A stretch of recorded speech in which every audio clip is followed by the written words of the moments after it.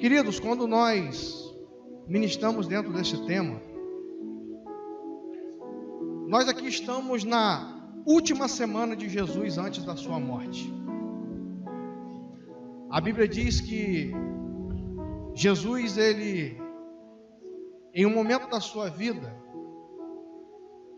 ele realizou grandes sinais, prodígios, maravilhas, grandes coisas fez o Senhor Jesus, assim como nós conhecemos por meio de muitas pessoas ao longo dos anos, ao longo das décadas da história.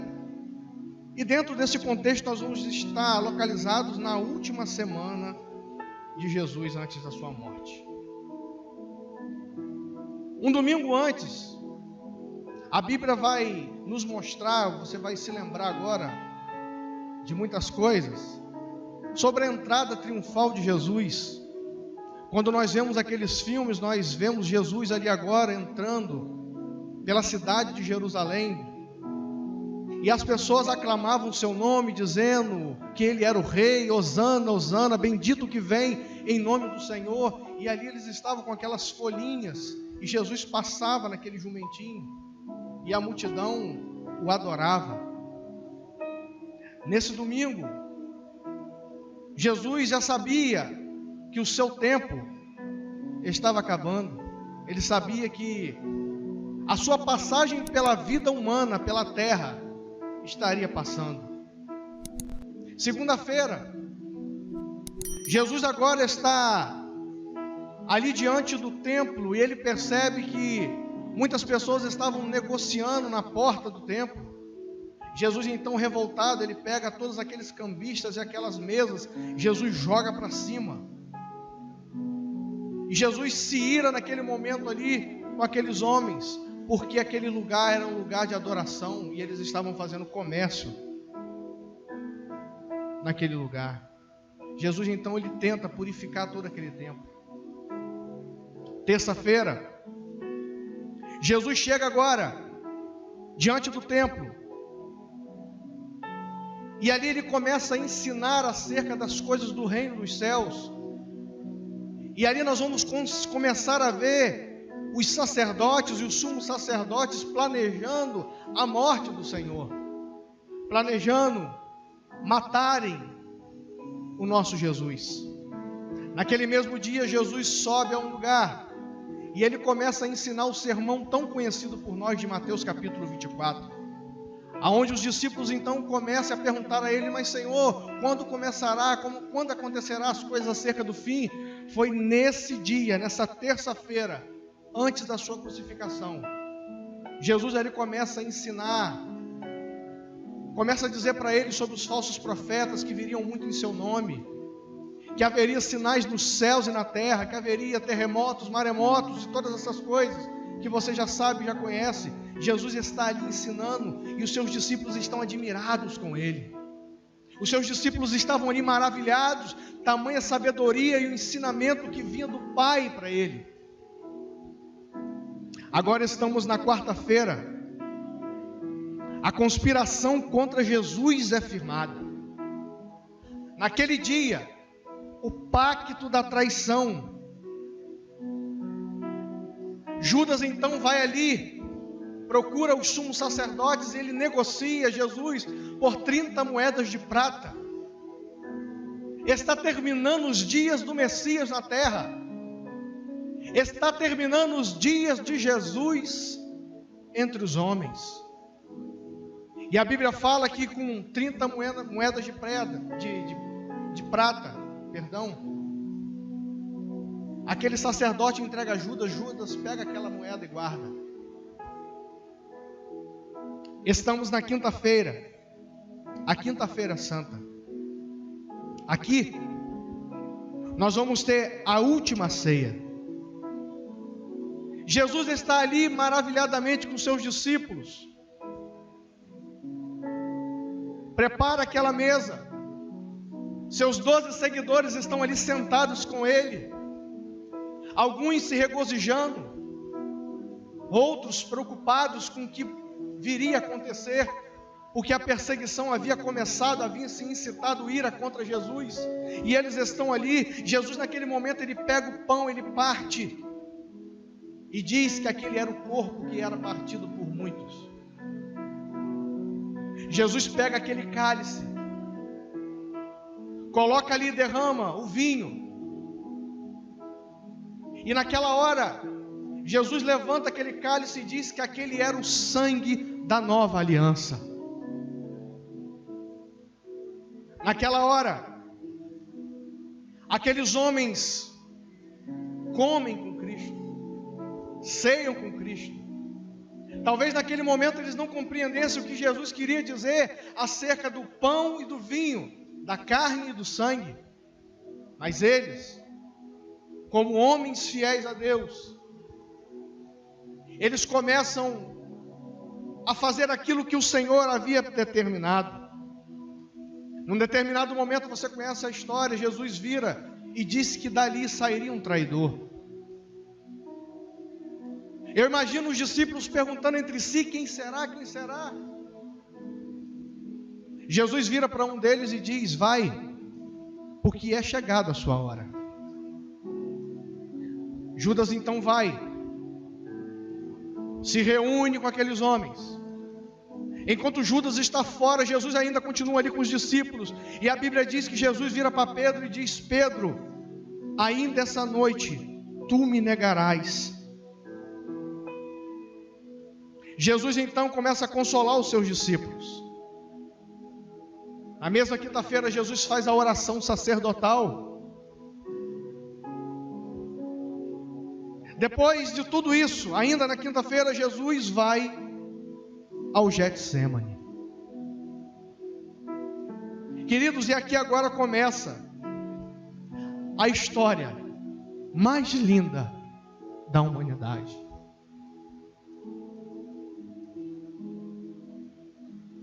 A história,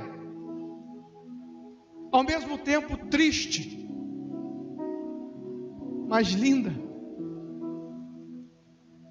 Porque nessa hora, a Bíblia diz que Jesus está ali no Monte das Oliveiras, como era de costume, ele ia para ali orar. Ele ia ali buscar a presença de Deus. Porque ele era a oliveira verdadeira, então ele vai ali para aquele Monte das Oliveiras, e ali ele começa a ser moído. Aí ele começa a sentir o peso. Ali ele começa a ver a responsabilidade que estava posta sobre os seus ombros. Aí a Bíblia diz assim: e saindo foi como de costume para o Monte das Oliveiras, e os discípulos o acompanharam. Chegando ao lugar escolhido, Jesus lhe disse: orai, para que não entreis em tentação. Ele então, por sua vez, se afastou cerca de um tiro de pedra, e de joelhos ele orava, ele clamava, ele intensificava a sua oração, e dizia: Pai, se possível, passe de mim este cálice. Contudo, não se faça a minha vontade, e sim a tua. Querido, outros textos da Bíblia vão nos mostrar que Jesus, por várias vezes, Jesus ia até os discípulos e encontravam eles dormindo. E ele voltava ali para a oração, ele voltava para o joelho. Naquela hora eu começo a imaginar o adversário rodando a vida dele, e o oprimindo, e o angustiando, e o fazendo sofrer.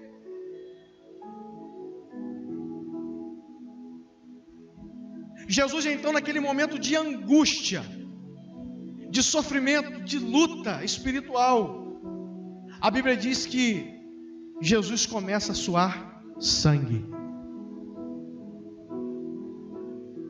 É possível uma pessoa suar sangue quando uma pessoa está em uma tremenda e profunda agonia. Perceba bem que naquele momento ali, que Jesus estava sendo pressionado, chorando, orando, clamando a Deus, ele não podia infartar. Eu começo a imaginar o seu coração bombeando muito forte, a sua pressão arterial subindo, mas ele não podia infartar, porque ele tinha que morrer de uma única forma. Jesus naquela hora ali, a veia da sua cabeça não podia explodir, ele dá um AVC, porque ele não podia morrer de um AVC. Então Jesus começa através dos seus poros a suar o sangue, e a partir daquela hora, queridos, começa o sangue de Jesus ser derramado pela humanidade. Só que diferente de que muitos pensam, Jesus não estava ali naquele momento de angústia por medo dos romanos. Jesus não estava ali no Getsemane chorando, se angustiando, suando sangue, com medo do que ia acontecer a ele. Ou você acha que Jesus, na sua onisciência, não sabia o que iria acontecer com ele? Você acha que Jesus estava ali porque ele olhou a cruz romana e o aterrorizou? Você acha que foi porque ele via os pregos rasgando a sua carne? Você acha que foi pelaquela coroa de espinho que perfurava a sua cabeça? Você acha que Jesus estava sofrendo, suando, angustiado, porque ele via a lança transpassando a sua lateral? Ou porque eles viam o chicote, o azorrague dos romanos nas suas costas batendo? Não foi isso. Se você pensa que foi por isso que ele sofreu, porque ele sabia da forma que ele iria morrer, não foi por isso. Jesus sofreu porque algo além disso estava acontecendo. Algo maior do que a dor da cruz, algo maior do que o prego, algo maior do que os seus pés pregados, do que aquele peso sendo carregado. Jesus estava, naquele momento da sua vida, tendo o cálice de Deus sobre a sua vida. Você acha que nos próximos 300 anos que se passaram depois de Jesus, a maneira mais popular que havia naquela época era morrer na cruz, era morrer de cabeça para baixo, crucificado, era ser incendiado nos jardins de Nero, aonde se colocava ali piche sobre as pessoas, se colocavam-se azeites e ali queimavam as pessoas. Mais à frente nós vamos ver pessoas sendo comidas por leões, meu querido, e a história diz que aquelas pessoas, elas sorriam porque morriam por amor a Cristo.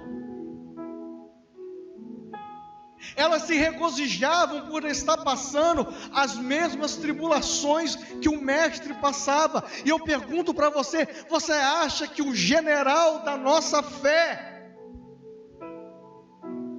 o capitão da nossa fé, o líder dos líderes, o Senhor dos senhores, estava com medo de uma cruz? Não era isso. Aleluia.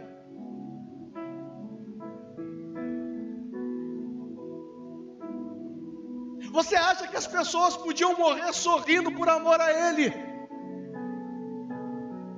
E Ele morrer chorando por nós? Não é isso que nós vemos aqui, queridos. Ao longo da história, ao longo dos anos, nós vamos perceber pessoas sendo arrastadas, muitas maldades foram feitas aos cristãos ao longo dos anos. Nós vamos ver tragédias, pessoas sendo queimadas vivas como hereges, homens de fé. Nós vamos ver o apóstolo João sendo jogado agora ali num caldeirão de óleo fervente. A história diz que ele foi jogado ali, mas ele saiu de lá e nada havia acontecido. Quando nós olhamos para tudo isso, nós percebemos que havia algo muito mais do que isso. E eu pergunto para você, Jesus lá no versículo 42 diz assim, e disse: Pai, se queres, passe de mim este cálice, contudo, não faça a minha vontade, e sim a tua. Que cálice era esse? Era o cálice da cruz? Que dor, que sofrimento, que angústia. Meu irmão, olha o que a Bíblia diz, Salmos 75.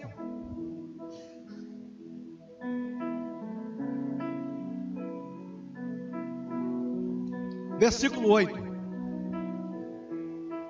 Porque na mão do Senhor há um cálice, cujo vinho espuma, cheio de mistura. Dele dá a beber, sorvem-no até as escórias, todos os ímpios da terra. Isaías também vai dizer algo para mim e para você. Capítulo 51, versículo 17 diz assim: Desperta, desperta, levanta-te, ó Jerusalém, que da mão do Senhor bebeste o cálice da sua ira, o cálice de atordoamento, e o engasgaste. Jeremias, e o esgotaste, perdão. Capítulo 25, versículo 15 diz assim: Porque assim me disse o Senhor, o Deus de Israel: Toma da minha mão este cálice do vinho do meu furor, e darás a beber dele a todas as nações às quais eu te enviar, para que bebam e tremam e enlouqueçam por causa da espada que eu enviarei para o meio delas. Recebi o cálice da mão do Senhor e dei de beber a todas as nações aos quais o Senhor me tinha enviado. Ainda Jeremias capítulo 25, versículo 27, 28 e 29. Pois lhes dirás: Assim diz o Senhor dos exércitos, Deus de Israel: Bebei, embebedai-vos e vomitai, caí e não torneis a levantar-vos por causa da espada que eu estou enviando para o vosso meio. Se recusarem receber o cálice da sua mão para beber, então lhes dirás: Assim diz o Senhor dos exércitos: Tereis de bebê-lo. Pois eis que na cidade que se chama pelo meu nome, começo a castigar. E ficarei vós de todos impune? Não, não ficareis impune, porque eu chamo a espada sobre todos os moradores da terra, diz o Senhor dos exércitos. Toda vez que nós vamos ver na Bíblia a palavra cálice, ela vai estar associada a duas coisas. A primeira vai expor a bênção de Deus. Lembra daquele versículo? Unge-me com o teu óleo e o meu cálice transbordará. A primeira maneira que nós vemos o cálice na palavra de Deus é sobre aqueles que são cheios de Deus, cheios do Espírito Santo de Deus, aonde a sua presença emana da vida de pessoas para outras pessoas. Você já chegou perto de uma pessoa que te faz bem, uma pessoa de Deus? Aquela pessoa está cheia do óleo de Deus, e quando transborda, as pessoas às suas voltas recebem deste óleo, recebem dessa graça, recebem dessa bênção. A segunda palavra que define cálice na Bíblia é para o julgamento de Deus, usado na Bíblia para medição de juízo. Quando nós vamos ver Jesus, com todo aquele temor, com toda aquela angústia, Jesus ali está bebendo daquele cálice que nós lemos, porque o cálice que ali estava, se fosse possível, era o cálice da ira, do furor, do ódio de Deus sobre o pecado. E eu queria que você entendesse que existe um cálice que mede o pecado do mundo. Existe um cálice que mede o pecado da vida das pessoas. Naquela hora que Jesus está ali, na cruz não, no Getsemane, e na cruz também, Jesus assume o pecado de toda a humanidade. Jesus começa agora a tomar aquele furor da ira de Deus sobre o pecado do homem, porque a Bíblia diz que todos nós pecamos e separados, destituídos da glória de Deus nós fomos. O homem se separa de Deus após o pecado. Jesus entra agora no meio daquela brecha. Jesus esgota este cálice com o nosso pecado. Automaticamente o cálice transborda. Jesus então começa a beber daquele cálice. Jesus começa a suar, Jesus começa a angustiar, porque o seu pecado, porque o meu pecado, porque o nosso pecado, o pecado de todas as gerações, de toda a humanidade, estava vindo com todo o peso sobre ele. E eu queria te contar uma ilustração.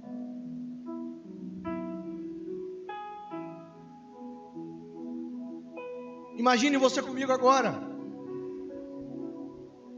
uma grande onda gigante vindo, uma onda gigantesca, tremenda, cheia de fúria, e ela está vindo para tomar todas as nações, todos os lugares da terra. De repente, levanta-se um muro gigante que toca os céus, para que seja impedido de destruir a humanidade. Aquela onda vem e de repente se levanta aquela muralha, milhares de pessoas, mulheres e crianças, todos estão ali, e aquela onda vem lambendo tudo, meu irmão e minha irmã. Foi isso que Jesus Cristo fez. Jesus abriu os braços, colocou o seu peito e parou a ira de Deus sobre o homem.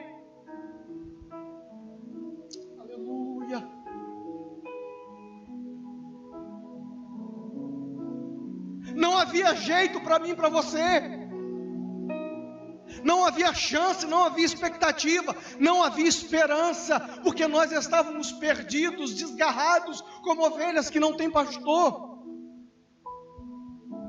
Aquela onda gigante vem, Jesus entra na frente para mim e para você, por nós, e Ele para, e Ele estufa, e Ele está ali, todo aquele peso, toda aquela tonelada de água, todos aqueles mililitros, milhões, trilhões, quintilhões de litros estão vindo sobre Ele, e todo o peso Ele sente sobre Ele. Foi isso que Ele sentiu, foi isso que Ele sofreu, por mim e por você.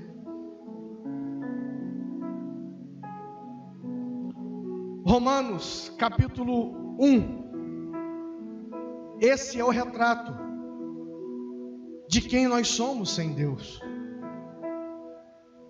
Versículo 18 diz assim: a ira de Deus se revela do céu contra toda a impiedade e perversão dos homens, que detêm a verdade pela injustiça. Porquanto, o que de Deus se pode conhecer é manifesto entre eles, porque Deus lhe manifestou. Porque os atributos invisíveis de Deus, assim como o seu eterno poder, como também a sua própria divindade, claramente se reconhece desde o princípio do mundo, sendo percebido por meio das coisas que foram criadas. Tais homens, por isso, são indesculpáveis, porquanto, tendo conhecimento de Deus, não glorificaram como Deus, nem lhe deram graças. Antes, se tornaram nulos em seus próprios raciocínios obscurecendo-lhes o coração insensato. Inculcando-se por sábios, tornaram-se loucos. Próximo versículo.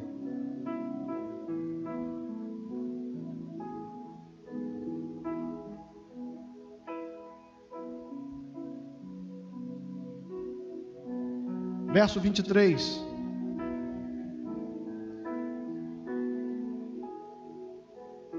E mudaram a glória de Deus incorruptível em semelhança de imagem de homem corruptível, bem como de aves, de quadrúpedes e de répteis.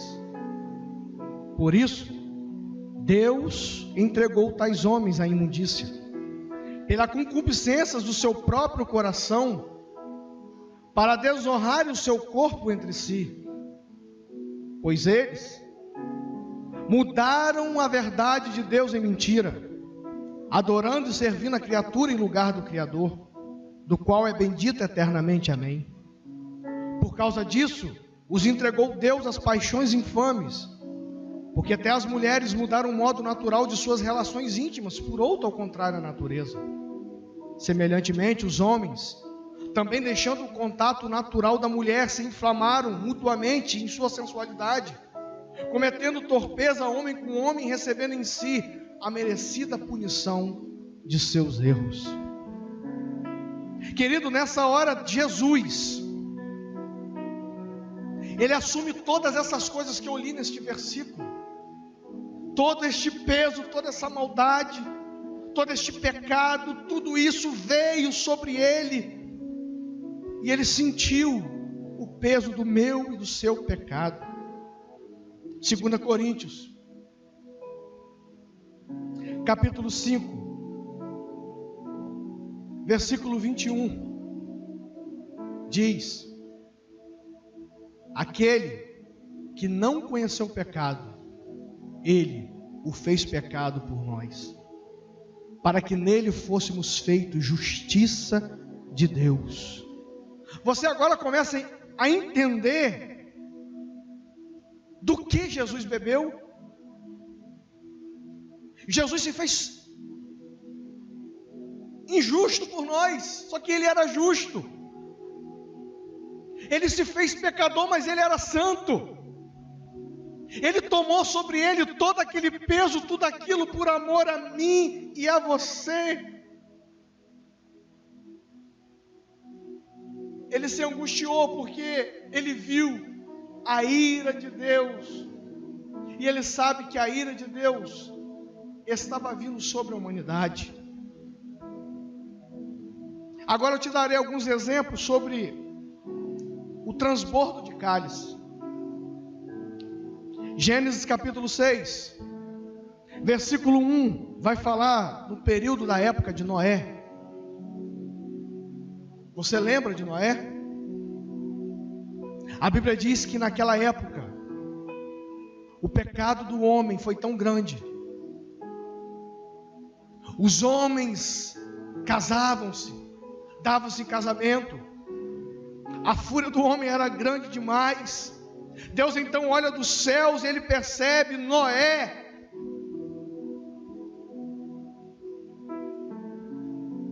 Deus percebe a imagem de Noé.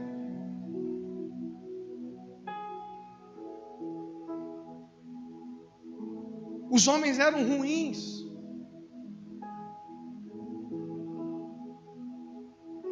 Deus olha do céu, percebe o gênero humano sendo corrompido de tal maneira, Deus então resolve destruir. Então Deus envia naquela hora o dilúvio, você conhece.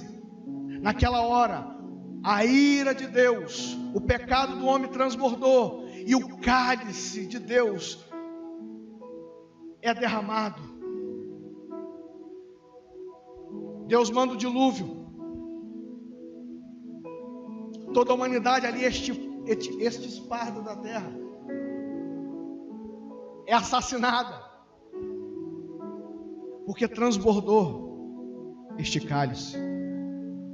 Gênesis 19, nós ali vamos ver agora a história de outra cidade, Sodoma e Gomorra. Quem se lembra? A Bíblia diz que os pecados de Sodoma e Gomorra foram tão grandes, tão intensos, que Deus então resolve destruir, aniquilar aquela cidade. A Bíblia fala que o pecado daquele povo era algo tão sério, tão forte, que quiseram fazer sexo até com os anjos que foram à casa de Ló. O cálice então começa a transbordar. Deus então envia também o cálice, faz com que as pessoas bebam o cálice da sua ira, porque os pecados do homem haviam atingido níveis horrorosos. Gênesis 16 também nós vamos ver o cálice dos amorreus. A Bíblia fala que ali o pecado foi tão grande que estava prestes a completar o cálice da ira dos amorreus. O cálice então enche. Deus envia o seu povo e executa juízo. Vamos ver o cálice também transbordar em Israel e em Judá, quando o povo andava contra os preceitos de Deus, contra a vontade de Deus, e ali nós vemos Deus punindo o seu povo através dos profetas. Muitas coisas aconteciam, e agora nós vamos ver em Jesus. A Bíblia fala que quando Jesus estava ali na cruz, ele grita ao Pai: Pai, está consumado, em tuas mãos eu entrego o meu espírito. Teve um momento que Jesus disse: Deus meu, por que me desamparaste? Querido, você imagina a dor de Deus e a dor de Cristo, porque naquela hora Deus vira as costas para ele, e por alguns instantes Jesus, ele perde a presença do Pai. Eu já disse isso aqui uma vez. Hoje o que opera no mundo é a graça de Deus. Mesmo com pessoas más, mesmo com assassinos, ainda a graça comum opera sobre a terra. Por isso que nós não vemos tantos Hitlers, por isso que nós não vemos tantos Mussolinis, por isso que nós não vemos tantos Nero, porque ainda tem uma graça que freia a maldade do homem. Deus ainda está freando a maldade do homem com esta graça comum. Só que naquela hora que Jesus está ali, querido, Jesus sentiu a ausência total de Deus, nenhuma. A Bíblia diz então que quando Jesus entrega o seu espírito, houve um terremoto na terra. Os mortos que estavam ali, os santos, ressuscitaram e saíram por Jerusalém. O céu se escureceu, houve treva em pleno meio-dia. A natureza chorava. Eu imagino as pedras chorando, as árvores chorando, a criação gemendo, porque Jesus havia tomado tudo sobre ele e bebido daquele cálice.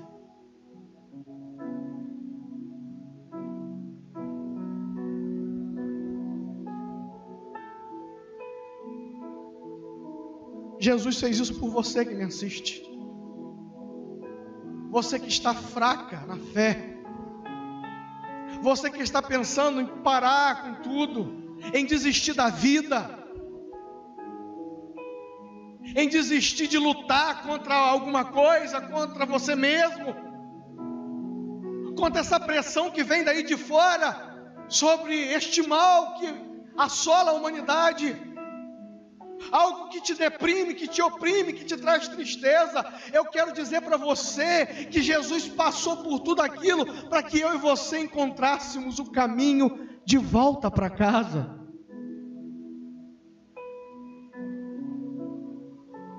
Só que, pessoal, mesmo Jesus tendo feito tudo isso, esse cálice ainda existe para aqueles que não aceitam o seu sacrifício e os seus ensinamentos. É bem verdade que a maior parte das pessoas, pelo menos no Brasil, aceitam o sacrifício de Cristo, mas poucos aceitam os ensinamentos.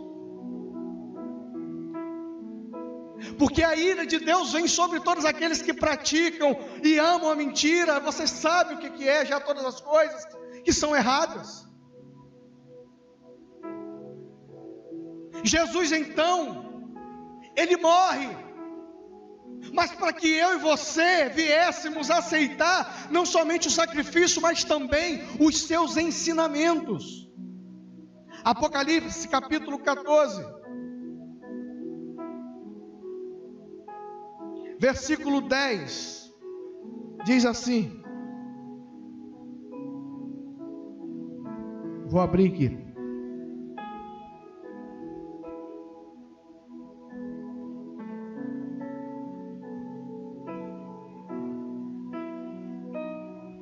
Também, esse beberá do vinho da cólera de Deus, preparado sem mistura, do cálice da sua ira, e será atormentado com fogo e enxofre diante dos santos anjos e na presença do Cordeiro.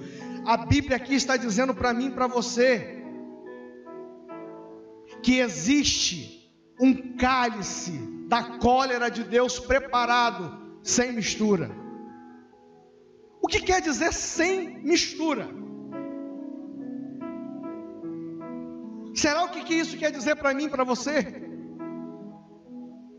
Que não se compara a nada conhecido no mundo. Porque, queridos, a Bíblia fala que dura coisa é cair nas mãos de um Deus vivo. Porque as pessoas agora começaram a rejeitar tudo isso que Ele fez, tudo isso que Ele passou por amor. Então a Bíblia diz que a ira de Deus, o cálice da sua ira, virá sem mistura, que não haverá desculpas, não haverá alívio, não haverá qualquer tipo de alívio, não haverá troca. Você não vai poder trocar.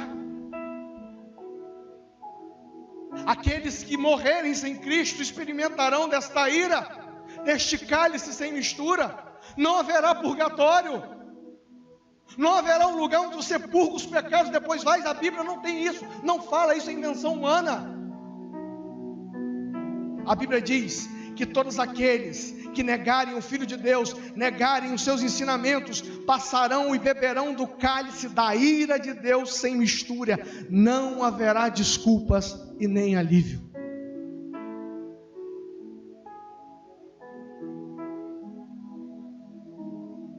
Enquanto essa medida não atinge os limites estabelecidos por Deus, nada acontecerá. Mas esse cálice já está reservado. E posso dizer, nós estamos vendo algumas coisas já acontecendo por aí. Porque o que está acontecendo tem a permissão de Deus. Porque as vidas sendo ceifadas, sendo levadas, tem a sua permissão. Mas mesmo assim as pessoas não se despertam para o que está acontecendo. Eu não consigo compreender, diante de tantos sinais, diante de tantas coisas, as pessoas não despertarem o seu entendimento para abandonarem o pecado, abandonarem as coisas erradas. a Bíblia diz que a ira virá. E há versículos que dizem sobre isso. Sofonias é um deles. Lá no livro de Sofonias nós vamos ver o profeta falando da ira de Deus que um dia viria sobre a humanidade. E olha o que diz comigo: está perto o grande dia do Senhor, está perto e muito se apressa. Atenção, o dia do Senhor é amargo, e nele chama até o homem poderoso. Presta atenção, gente. O dia do Senhor é amargo. Cuidado com pregadores que iludem o seu coração. Não estou dizendo que não pode haver avivamento, haver palavras proféticas, haver palavras que edifiquem o nosso espírito, que nos animem a buscar a Deus, mas nós precisamos nos voltar para a santidade ao Senhor, para o temor, porque o dia dele está chegando. Aquele dia é dia de indignação, dia de angústia e dia de alvoroço e desolação, dia de escuridade e negrume, dia de nuvens e de densas trevas, dia de trombeta e de rebate contra as cidades fortes, contra as torres altas. Você se lembra das 7 trombetas que serão tocadas? Trarei angústia sobre os homens, e eles andarão como cegos, porque pecaram contra o Senhor, e o sangue deles se derramará como pó, e a sua carne será atirada como esterco. Nem a sua prata, nem o seu ouro poderão livrar no dia da indignação do Senhor, mas pelo fogo do seu zelo a terra será consumida, porque certamente fará destruição total e repentina de todos os moradores da terra. Você vê que a ira de Deus está programada em vir. Jesus lá, Ele deu a oportunidade de você fugir, ou melhor, se esconder dessa ira nos braços do Onipotente, debaixo das asas do Criador, debaixo da sua presença. A ira virá, e olha o que diz Apocalipse, capítulo 16, verso de número 17.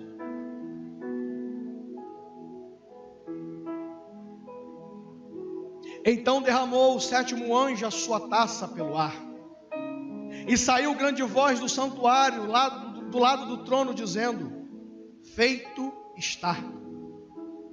Sobrevieram relâmpagos, vozes e trovões, e ocorreu grande terremoto, como nunca houve igual desde que há gente sobre a terra. Tal foi o terremoto, forte e grande, e a grande cidade se dividiu em 3 partes, e caíram as cidades das nações. E lembrou-se Deus da grande Babilônia, para dar-lhe o cálice do vinho do furor da sua ira. Todas as ilhas fugiram, e os montes não foram achados. Também desabou do céu sobre os homens grande saraiva, com pedras que pesavam cerca de 1 talento. E por causa do flagelo da chuva de pedras, os homens blasfemaram de Deus, porquanto o seu flagelo foi sobremodo grande. Isaías, capítulo 66, versículo 15. Porque eis que o Senhor virá em fogo, e os seus carros como um trovelinho, para tornar sua ira em furor, e a sua repreensão em chamas de fogo. Porque com fogo e com a sua espada entrará o Senhor em juízo com toda a carne, e serão muitos os mortos da parte do Senhor. Apocalipse capítulo 19, verso 15. Depois Hebreus. sai da sua boca uma espada afiada para ela ferir as nações, e ele mesmo as regerá com um cetro de ferro. Pessoalmente, pisa o lagar do vinho do furor da ira de Deus, o Todo-Poderoso.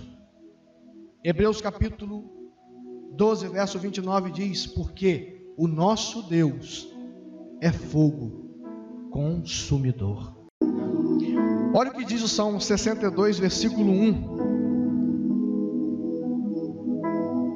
Somente em Deus, ó minha alma, espera silenciosa, dele vem a minha salvação. Sabe o que isso quer dizer? Que acontecerá que todos aqueles que clamarem o nome do Senhor serão salvos. Você sabe salvo de quê, querido? É salvo do cálice da ira de Deus, o cálice que Jesus bebeu, o cálice que Jesus pediu: Pai, se possível, passe de mim esse cálice, porque ele sabia que a ira de Deus viria sobre a humanidade. Então Jesus faz o que o Pai havia determinado. Existe esperança para mim e para você. Salmo 91, versículo de número 1, diz assim: aquele que habita no esconderijo do Altíssimo, à sombra do Onipotente descansará. Direi ao Senhor: Ele é meu Deus, em quem confio, a minha fortaleza, e nele eu confiarei. É isso que nos dá esperança. É isso que nos atrai à presença de Deus. É isso que nos chama à presença de Deus. Apocalipse capítulo 22, versículo de número 1 vai dizer assim para mim e para você: então me mostrou o rio da água da vida, brilhante como cristal, que sai do trono de Deus e do Cordeiro. No meio da praça, de uma a outra margem do rio, está a árvore da vida, que produz 12 frutos, dando o seu fruto de mês em mês, e as folhas da árvore são para a cura dos povos. Nunca mais haverá qualquer maldição. Nela estará o trono de Deus e do Cordeiro. Os seus servos o servirão e contemplarão a sua face, e na sua fronte estará escrito o nome dele. Você precisa entender que mesmo diante de tanta confusão, de tanto caos, diante de tanta tragédia, tanta morte, eu quero dizer que existe uma esperança maravilhosa nos céus. E muitas pessoas estão perdidas, estão desiludidas, não sabem o que fazer, não sabem para onde ir, não há esperança em suas almas, não há esperança em seus corações. Deus está voltando para buscar a sua igreja, e Jesus Cristo de Nazaré bebeu o cálice da ira de Deus por mim e por você. Eu queria que você fechasse os seus olhos e você orasse comigo. Pai, nós queremos glorificar o seu nome, Senhor, porque nós sabemos que o Senhor